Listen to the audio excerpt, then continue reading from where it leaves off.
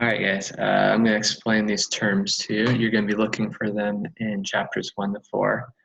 Feel free to look them up online for literary terms and make sure those are the definitions you're looking for. I'm going to give you some examples here. So the first one, slang. Slang is language that's only used by a small group of people. Only that group of people would understand it.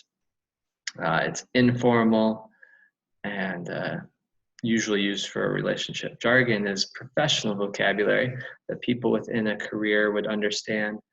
Teachers have jargon, doctors have jargon. You can study it in books and it generally stays the same. There's definitions, but the common person wouldn't understand it. Personification, you should know by this point.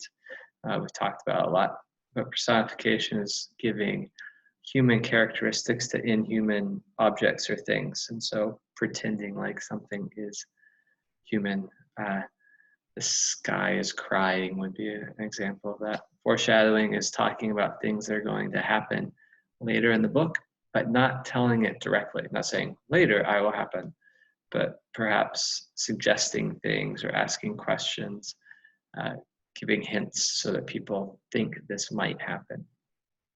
Hypothetical basically is a if statement. Like if this happened, then this would happen. Or if I were rich, then this would happen. That's a hypothetical. A colloquialism is a statement or words or vocabulary that show where you are from. I talked to Mr. Cal today. He has lots of British colloquialisms. He said herb, and I almost corrected him instead of saying herbs. It's just a colloquialism that shows he's British and wrong. Next one, rhetorical question. You know what this is. A rhetorical question is a question that doesn't require an answer.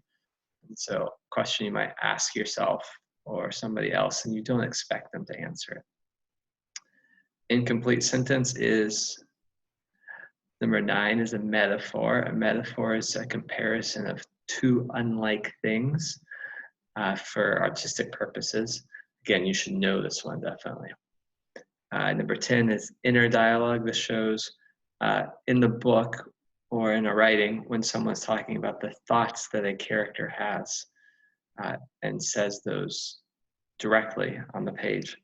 So look through chapters 1 through 4, find at least one example of each. Give me the quote and then the page number where that quote came from. If it needs some explanation, then explain what it is. If it's fairly obvious, then you don't need to explain it. All right, thank you.